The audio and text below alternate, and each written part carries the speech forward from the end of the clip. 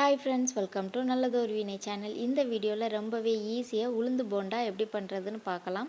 அதுக்கு தேவையான அளவு உளுந்தம்பருப்பு எடுத்து தண்ணி ஊற்றி ஒரு 2 டைம்ஸ் நல்லா வாஷ் பண்ணிவிட்டு தண்ணி ஊற்றி குறைஞ்சது 1 மணி நேரமாவது ஊற வச்சு எடுத்துக்கலாம். நல்லா ஊறி வந்ததுக்கப்புறமா உளுந்தம்பருப்பை தண்ணியெல்லாம் வடிச்சிட்டு மிக்சர் ஜாரில் சேர்த்து கொஞ்சம் கொஞ்சமாக ஐஸ் வாட்டர் ஊற்றி நல்லா நைஸாக அரைச்சி ஒரு பாத்திரத்தில் மாற்றிட்டு அது கூடவே குட்டி குட்டியாக கட் பண்ணி வச்சுருக்கிற சின்ன வெங்காயம், பச்சை மிளகாய், இஞ்சி, கருவேப்பிலை, தேவையான உப்பு, இது கூடவே 1 ஸ்பூன் அளவுக்கு அரிசி மாவு, இடியாப்ப மாவு இருக்கு இல்லையா, அதுதான் சேர்த்துருக்கேன்.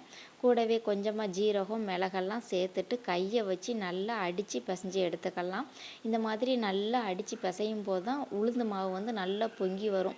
ஸோ நம்ம எண்ணெயில் போட்டு பொரித்து எடுக்கும்போது வடையும் போண்டாவும் நல்லா சூப்பர் சாஃப்டாக இருக்கும். கண்டிப்பாக இதை ட்ரை பண்ணி பாருங்கள். வெங்காயம்லாம் சேர்த்ததுக்கு அப்புறமா மாவு அடிக்கிறதுக்கு கஷ்டமாக இருந்தது அப்படின்னா மாவு அரைச்ச உடனேயுமே பாத்திரத்தில் சேர்த்து நல்லா அடிச்சுட்டு அதுக்கப்புறமா கூட வெங்காயம், பச்சை மிளகாய்லாம் சேர்த்து நல்லா மிக்ஸ் பண்ணி எடுத்துக்கலாம்.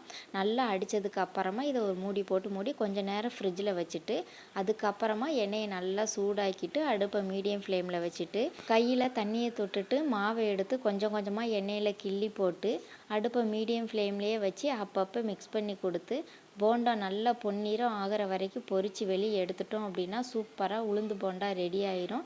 இதே மாவில் நீங்கள் உளுந்து வடை கூட ட்ரை பண்ணலாம். எனக்கு ஒழுங்காக சேஃப்லாம் வராது அப்படின்னு நினச்சிங்கன்னா இந்த மாதிரி கிள்ளி போட்டு போண்டாவாக பொரித்து வெளியே எடுத்துருங்க.